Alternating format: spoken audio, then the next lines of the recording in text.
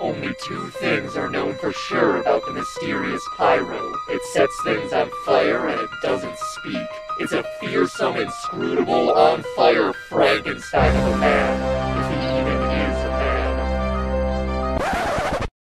Only two things, Valve? Get ready to add to that list.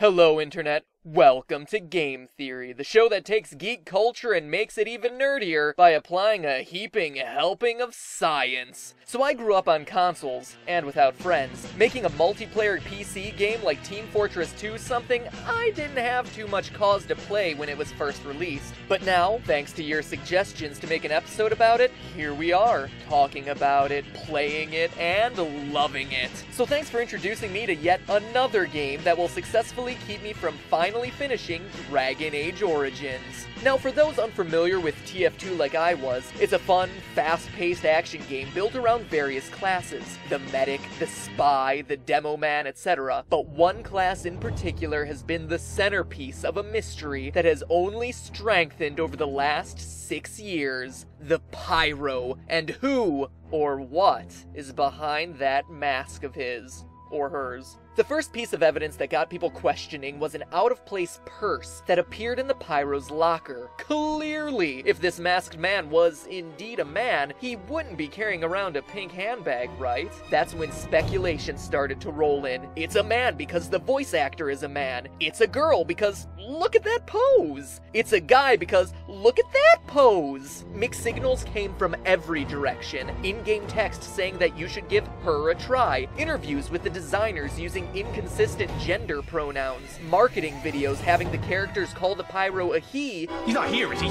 But transcripts for the same video using the word she. And let's not forget Pyroland, a sugar-coated rainbow fantasy set to the tune of Do You Believe in Magic, in which the Pyro gleefully skips around while the Lovin' Spoonful sing about the magic in a young girl's heart. Then the designers go and add another layer to the conspiracy by hiding a female gender symbol in the cotton candy clouds. In short, the internet has been collectively chasing its tails as Valve purposely misdirects everyone to keep this mystery going. But I say no more.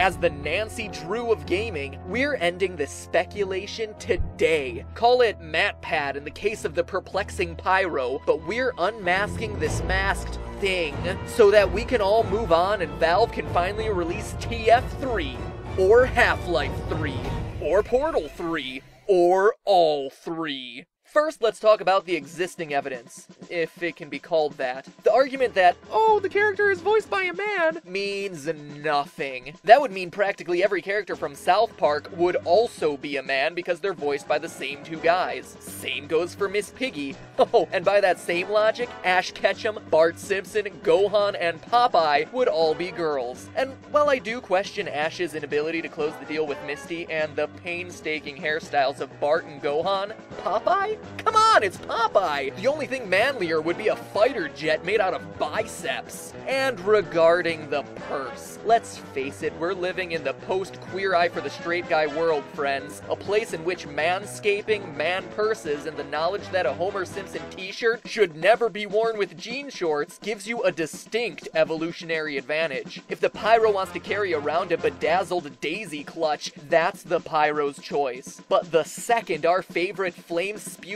she-male admits to knowing it's called a clutch, then we can start to draw conclusions. In short, all evidence up to this point has been based on stereotype. I'm removing that entirely from the equation and instead looking at the indisputable facts, the Pyro's body and behavior. The basis of my argument? Sexual dimorphism. Sexual dimorphism is the scientific term for physical differences between males and females of a species. Many extreme examples exist. Peak peacocks versus peahens, for instance. So what is a man, other than a miserable little pile of secrets? Well, aside from the obvious, men tend to be taller, have more hair, and have bigger Adam's apples, while women tend to live longer, have larger digestive organs, and resist heat better. And while that stuff's all well and good, it doesn't do much for identifying someone who's covered from head to toe in a flame-retardant suit. For us, the answer actually lies in the finger. No, not that one. That one. Actually, those two. The relative length of the index finger compared to that of the ring finger can actually tell you whether someone is a guy or a girl. This is called the digit ratio theory, and it's all affected by how much testosterone you're exposed to in the womb, meaning that men who get drenched in the stuff before birth tend to have longer ring fingers than index fingers. Women, on the other hand, have fingers that are a similar length. Wait, let me guess. You just stopped to check your hands, didn't you? Loyal theorists, if you need to check your fingers to tell me what team you're batting for, my friend, you have much bigger issues to grapple with than the Pyro's sex. But if I can help you on your quest for self-discovery, I gladly accept the task. Anyway, shocking revelations about what's in your pants aside, looking at the Pyro while he's performing the director's vision stance, we can compare finger lengths. Notice that the second and fourth fingers are extremely similar. To contrast, look at the soldier's fingers. Clearly his ring finger is significantly longer than his index finger. He's a man's man, and was thus exposed to lots of testosterone. Thus, based on the sexual dimorphism of finger length, we can conclude the Pyro is, once and for all, a female, right? Then why is there still so much time left in this video? I mean, my end cards are long, but geez, I'm no Yuri of Wind or anything. You see, it's not quite that simple. Tests have shown that homosexual males also have similarly sized fingers, while quote-unquote butch lesbians tend to have a digit ratio similar to a straight male. Now mind you, this isn't me being homophobic or sexist. This is just science. I know it sounds like I may be putting people into a box, and it is to some extent, but science has shown, on average, these trends exist. And if you don't believe me, I encourage you, do the research yourself. So, disclaimers aside, while we can't yet conclude whether the Pyro is a male or a female, we do know it's either a gay male or a straight female. So now what? Well, let's check out the rest of his body. First, his feet. Women have smaller feet proportional to their height than men. Comparing the Pyro's feet to the other characters, his feet are just as large, if not larger, than the rest of the guys who are significantly taller than him. So that's a point solidly in the man column. Men also have longer torsos, and as you can see from the character model, the Pyro is definitely not lacking in torso space. In fact, he's almost the masculine ideal. Studies have shown women are more attracted to men whose leg height matches their torso height, and for the Pyro, his legs are the length of 3 Pyro heads, as is his torso. So under that mask could be a very beautiful man. Or a slightly stocky woman. Another physical marker separating males from females is the biochromial width, aka broad shoulders, something the Pyro's slumpy, slopey shoulders clearly seems to lack. But more importantly than absolute shoulder width is the proportion to the rest of the body. The average US male is 5 foot 10 inches tall, or about 1.78 meters, and his shoulders tend to be 18¼ inches, or 46 centimeters wide. That's a shoulder to height ratio of about 0.26. The average woman, conversely, stands at 5 foot 4.5, or 1.64 meters, with shoulders at 15 inches or 38 centimeters, a ratio of 0.23. The Pyro as depicted in this height chart, meanwhile, stands at 300 pixels tall, with shoulders that are 80 pixels wide, bringing his shoulder to height ratio exactly to 0.26, the ideal ratio for an average man.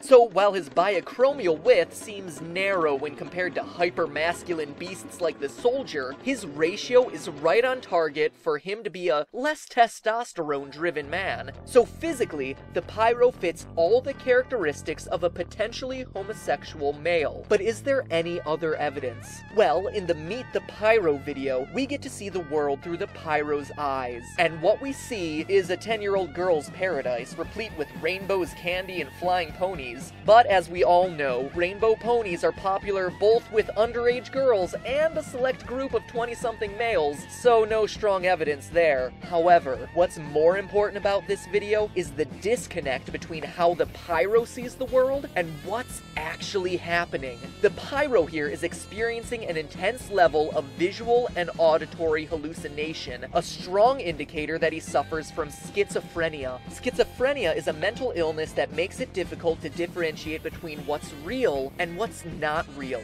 Research has shown that schizophrenic hallucinations tend to involve vivid, colorful scenes, can sometimes include animals, and can elicit extreme emotional reactions, including tremendous pleasure. In other words, Pyroland in a nutshell. So how does all of this identify the sex of the Pyro? While schizophrenia affects both men and women equally, gay and bisexual men show twice the rate of schizophrenia than any other group. That goes alongside another astounding fact, that 90% of clinically treated cases of pyromania are males. In other words, the final, scientifically proven answer to the sex of TF2's Pyro, he's a homosexual male. Not based on stereotypes, not based on circumstantial evidence, but based on biological science. His fingers, his body shape, his mental condition. And even if you don't believe me, I think that there's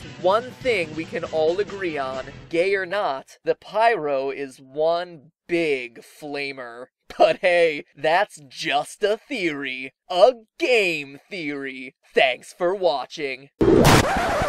Hey, this video was super long, so let's make this short. As a theorist, it's pretty clear that I like numbers, research, and running tests, right? So over the next few videos, I'm running a super amazing end card tournament in an effort to find what the most clickable end card button ever would be. This week's competition, cute kittens versus boobs. The one with the most clicks progresses to the next round. They'll both take you to the channel page, so while you're there, check out another video. And if you haven't yet, subscribe, because I guarantee no other channel goes to the lengths this one does to unearth gaming's biggest secrets. Like, seriously, I spent 10 hours researching stuff for this video. It's kind of insane. It's also good that I don't have much of a social life. So click on one. I'm done talking and really want to see which one you choose. Kittens or boobs? It's like the two reasons the internet exists going head to head.